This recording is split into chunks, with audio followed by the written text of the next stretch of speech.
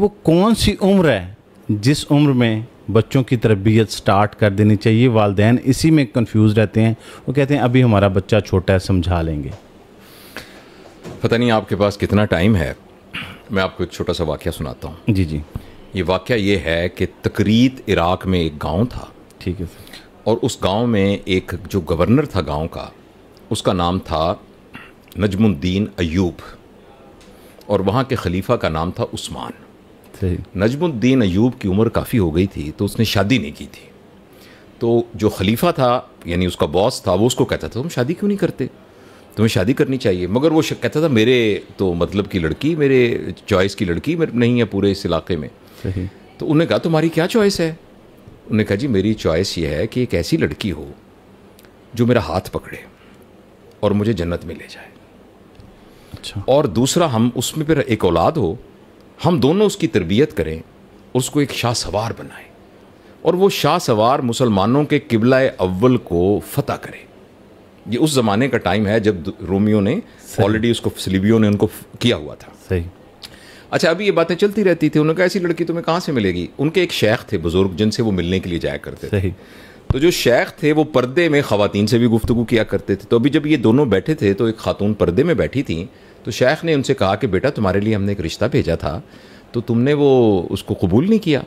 उसने कहा जी वो लड़का तो मेरे म्यार का नहीं था। उन्होंने कहा तुम्हारा क्या म्यार है बेटा? उन्होंने कहा मेरा म्यार ये, अब वो सुन रहे हैं अयूब साहब, तो उन्होंने कहा मेरा म्यार ये है कि ऐसा शख्स हो जो मेरा हाथ पकड़े और मुझे जन्नत में ले जाए, और हमसे एक औलाद पैदा हो जिसकी हम तरबियत करें, वो शाह सवार बने, और वो फिर मुसलमानों के खलीफा जो क़िबला अव्वल है उसको फतह करे। एकदम वो नजमुद्दीन अय्यूब की आंखें फैल गई। देखें आपके भी बाल खड़े हो गए इस बात को सुन के। हाँ जी, बिल्कुल। गूज बम्प हो गए। तो उसने कहा ये क्या हुआ? तो उसने शेख को हल्के से कहा कि मुझे इस लड़की से शादी करा दें। अच्छा। उन्होंने इस लड़की को रुखसत किया। सही। और कहा कि ये तकरीत में इससे गरीब घराना कोई नहीं है। उसने कहा जी चाहे गरीब है चाहे अमीर है, मेरी से शादी करा दें। उनकी शादी हो गई। ठीक है। अल्लाह ने उनको एक बेटा दिया। अच्छा। उस बेटे का नाम था सलाहुद्दीन अय्यूबी, वाह, जिसने मुसलमानों का क़िबला अव्वल। तो मैं ये सारा वाक़या आपको इसलिए बता रहा हूँ कि अभी शादी नहीं हुई तो जो विजन है ना वालिदैन का, वो विजन बच्चों की तरबियत में ट्रांसफ़र होता है। हम ये समझते हैं कि 5 साल की उम्र में स्कूल दाखिल कराएंगे तो फिर हम उसको बाकिरदार इंसान बनाएंगे।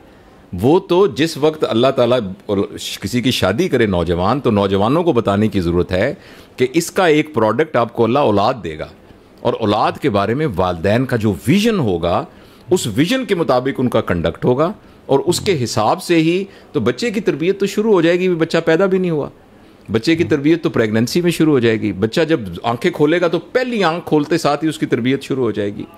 तो ये जो है ऐसा देखें ना, आपने देखा होगा बहुत से लोग ना कहते हैं सारे हमने अपने 4 बच्चों को डॉक्टर बनाना है, और वो बड़े डेडिकेटेड होते हैं, उनके बच्चे सारे डॉक्टर बन जाते हैं। सही। जो उनका विजन होता है ना वो ट्रांसफ़र हो जाता है। तो बच्चों की तरबियत तो का ताल्लुक तो पेरेंट्स के विजन के साथ है जो बच्चों